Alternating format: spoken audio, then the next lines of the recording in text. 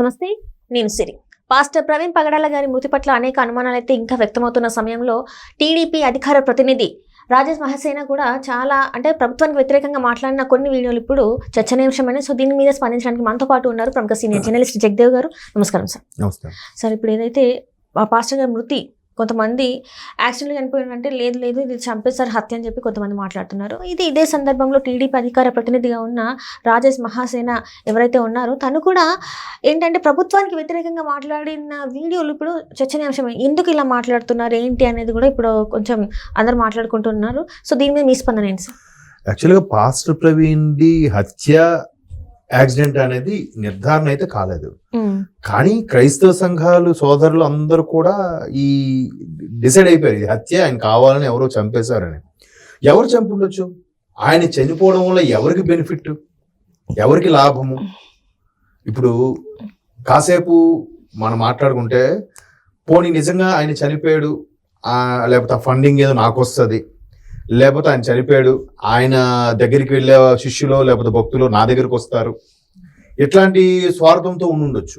అంతేగాని వేరే మతం వాళ్ళకి పేర్లు చెప్పడం ఎందుకు లబ్ధి చేకూరుతుంది? సో దాని మీద ఎక్కువగా రచ్చ నడుస్తుంది. అయితే ఇక్కడ రాజేష్ మహాసేన్ అనే వ్యక్తి కూడా నాకు తెలిసి క్రిస్టియన్ అన్నట్టుగా విన్నాను నేను. సో ఆయన కూడా దాన్ని హత్యగానే బలపరుస్తూ చాలా వీడియోస్ కూడా చేశారు.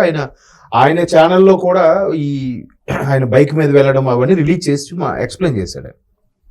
అయితే ఇవాళ మాట్లాడిన దాంట్లో చూస్తే ఏదైతే దీన్ని హత్యా ఉదంతం కాకుండా యాక్సిడెంట్గా పోలీసులు చిత్రీకరించి చెప్పారో ఇది ఖచ్చితంగా పోలీసుల వైఫల్యము, ప్రభుత్వ వైఫల్యమే అన్నట్టు మాట్లాడాడు ఆయన.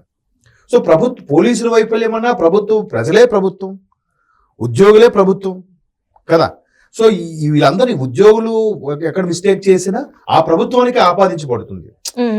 అప్పుడు తెలంగాణలో ఎవరో ఒక అమ్మాయి సూసైడ్ చేసుకుందంటే గ్రూప్ 2 టెస్ట్ పోస్ట్ పోన్ అయిందో, పేపర్ లీక్ అయిన ఉద్దేశంతో ఎప్పుడైతే సూసైడ్ చేసుకుందో అది ఖచ్చితంగా ప్రభుత్వానికి సంబంధం లేకపోయినా ప్రభుత్వానికి ఆపాదించారుగా. అందరూ ధర్నాలు చేయడం హంగామా అయింది కదా.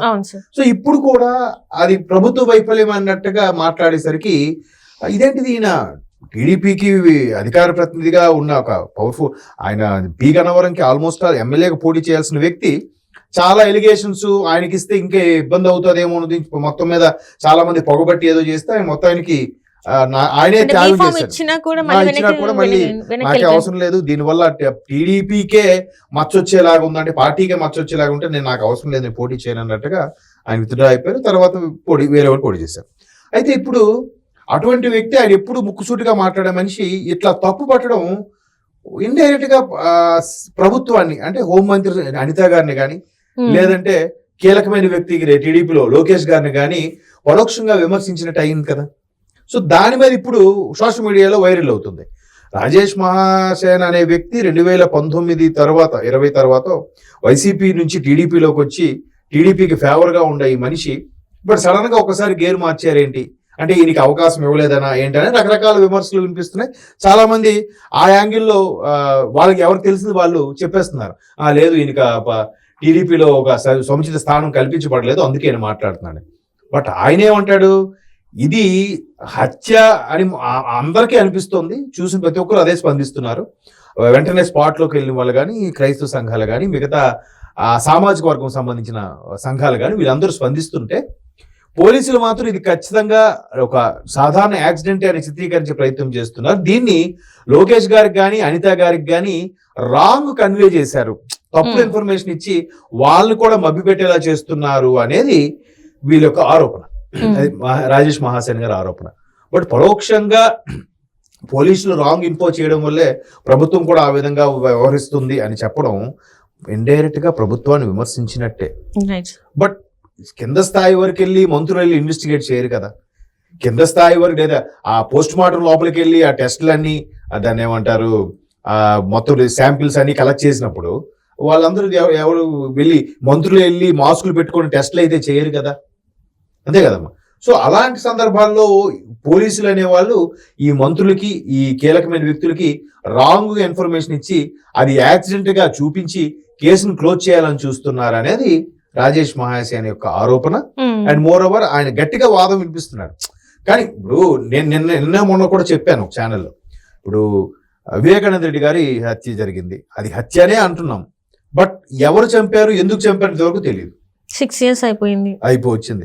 అంతకుముందు పరిటాల రవి గారి విషయం కూడా ఎవరెవరో పెద్ద పెద్ద తలలు హ్యాండ్స్ ఉన్నాయన్నారు, ఎవరెవరు పేర్లు ఉన్నాయి ఏమీ తెలియదు.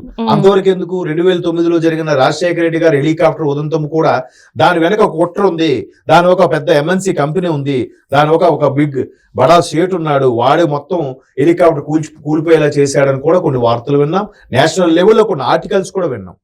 దీంట్లో వాస్తవాలు ఏంటి?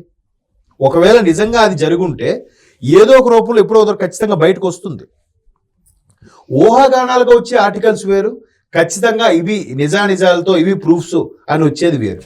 ఎప్పుడు నిజం దాగదు, వస్తుంది, కానీ కొన్నిటికి ప్రత్యక్ష సాక్ష్యాలతో పాటు వస్తుంది, కొన్నిటికి డిలేగా వస్తుంది. మరి పెద్ద పెద్ద తలకాయలు అయితే కామప్ చేసేస్తారు.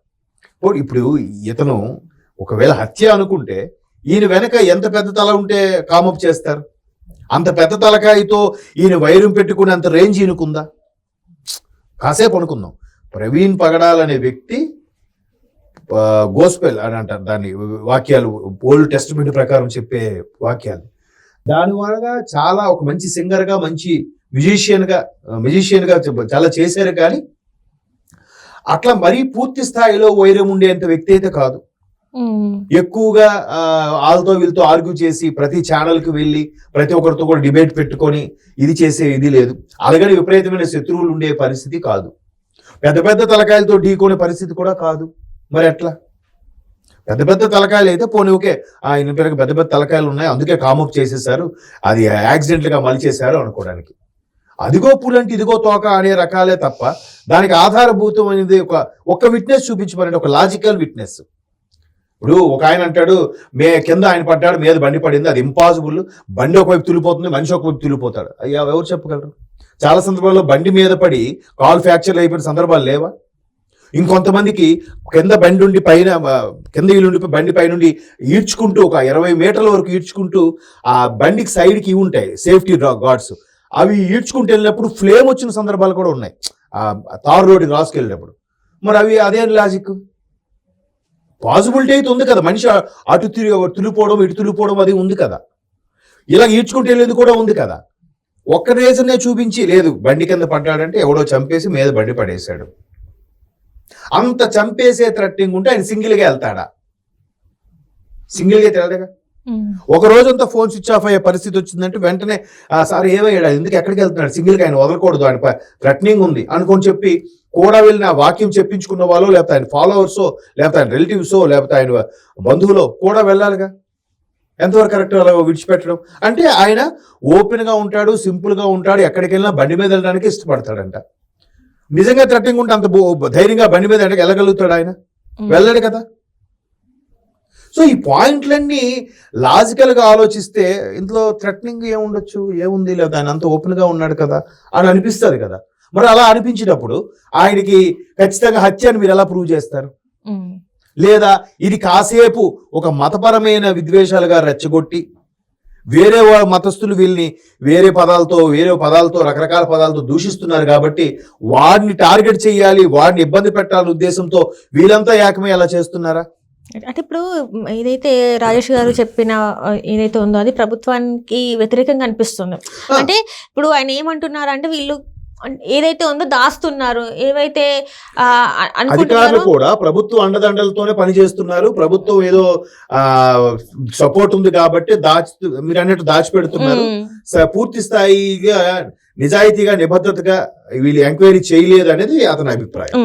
అంటే ఎంక్వైరీ అంటే ఏం చేయాలి? ఇప్పుడు పోస్ట్ మార్టం రిపోర్ట్ కొన్ని ఎందుకంటే ఇట్లాంటి అనుమానాస్పద స్థితిలో చనిపోయిన లేట్ అవుతుంది, ఎందుకంటే కుటుంబ సభ్యులు ఆల్రెడీ ఎలాంటి అనుమానం లేదు, న్యాచురల్ డెత్ అని వాళ్ళ వైఫే చెప్పినాకనే మనకి బాడీని వాళ్ళకి ఇవ్వడం జరిగింది. ఇప్పుడు రిపోర్ట్స్ వచ్చిన తర్వాత మాట్లాడాలి, ఏవేవి అనుమానాలు ఉన్నాయో అప్పుడు మనం వ్యక్తం చేయాలి. ఇప్పుడే అన్ని మాట్లాడుతుంటే ఎలా? అసలు వాళ్ళు కీర్తిశేషులు ప్రవీణ్ పగడాల గారి శ్రీమతి గారు ఏదైతే ఆవిడ మాట్లాడుతూ అటువంటి వ్యక్తి కాదు, పైగా ఒకవేళ నిజంగా ఇలాంటి హత్యగిత్యలైనా మాకు అటువంటి కక్షలు కార్పణ్యాలు చేసుకునేది కాదు, మేము దేవుణ్ణి నమ్ముకొని ఉన్నాం కూడా ఆవిడ వాయిస్ లో క్లియర్ గా మనం విన్నాం. సరే ఈ సంఘాలన్నీ కలిసి అమ్మ మీరు అప్పుడే దాన్ని పూడ్చిపెట్టడము వాళ్ళు క్రిస్టియానిటీ కాబట్టి పూడ్చిపెడతారు అవును అనుకుంటా. కూర్చోబెట్టారు. పూడ్చిపెట్టద్దు, మేము ఇది సెకండ్ ఒపీనియన్ కింద వేరే వాళ్ళతో మళ్ళీ చేపించుకుంటాము, ఫోరెన్సిక్ ల్యాబ్లు ఇవాళ రేపు ప్రైవేట్ ల్యాబ్స్ కూడా వచ్చేసి అవునవును. చేపించుకుంటామని చెప్పి సంఘాలని అట్లా డిమాండ్ చేయొచ్చు కదా. వాళ్ళకి డెడ్ బాడీస్ అప్పగించేసిన తర్వాత వీళ్ళు వెళ్ళి ఎందుకు వాళ్ళకి మా కలవలేపారు? వాళ్ళకి రిక్వెస్ట్ చేసి అమ్మా ఇది మేము మళ్ళీ ఇంకోసారి చేపిస్తాం, దానికి విట్నెస్ మాకు తెలియాలి అన్నట్టుగా మాట్లాడవచ్చు కదా. అలా ఎందుకు మాట్లాడట్లేదు? అబ్జెప్పిసాక ప్రభుత్వం మీద ఎందుకు నింద వేస్తున్నారు, లేదా పోలీసు మీద ఎందుకు నింద వేస్తున్నారు? అనేది ఒకవేళ పోస్ట్ మార్టం అయినప్పుడు కూడా సార్ పోస్ట్ మార్టంకి దీంతో పాటు మాకు ఇప్పుడు ఆ మిషనరీస్ సంబంధించో లేదా ఆ క్రిస్టియానిటీకి సంబంధించో వాళ్ళ తరపున కూడా ఎక్స్పర్ట్స్ డాక్టర్లు ఉంటారు కదా, మా సంఘం తరపున ఈ డాక్టర్ వస్తాడు, దయచేసి అలౌ చేయండి, పెట్టండి అని ఏదో ముందు మాట్లాడుకుంటుంటే దెర్ ఇస్ ఏ ఛాన్స్. అంటే ఇందులో ఆ పాసిబిలిటీ ఉందో లేదో నాకు తెలియదు, ప్రభుత్వం అలా అవకాశం ఇస్తుందో లేదో నాకు తెలియదు. బట్ హోంమంత్రి అనిత గారిని రిక్వెస్ట్ చేసుకునో లేదా లోకేష్ గారిని రిక్వెస్ట్ చేసుకునో సార్ ఇట్లా మాకు రకరకాల అనుమానాలు ఉన్నాయి, దీన్ని ఇది చేయండి అని చెప్పుంటే వేరేలా ఉండేదేమో. అట్లీస్ట్ ఇక్కడ ధర్నా చేసే బదులు ఈ సంఘాలన్నీ కలిసి హోంమంత్రి గారినో లోకేష్ గారినో కలవాల్సింది. కలిసి అప్పుడు సార్ మాకు ఇలా అనుమానాలు ఉన్నాయి, మరి కొద్దిగా ట్రాన్స్పరెంట్ గా చేయించండి అని చెప్తే బాగుండేది. మరి అంతా అయిపోయిన తర్వాత ఇప్పుడు ఇట్లాంటి స్టేట్మెంట్ ఇచ్చినా కూడా అప్రయోజనం. Thank you so much. Thanks.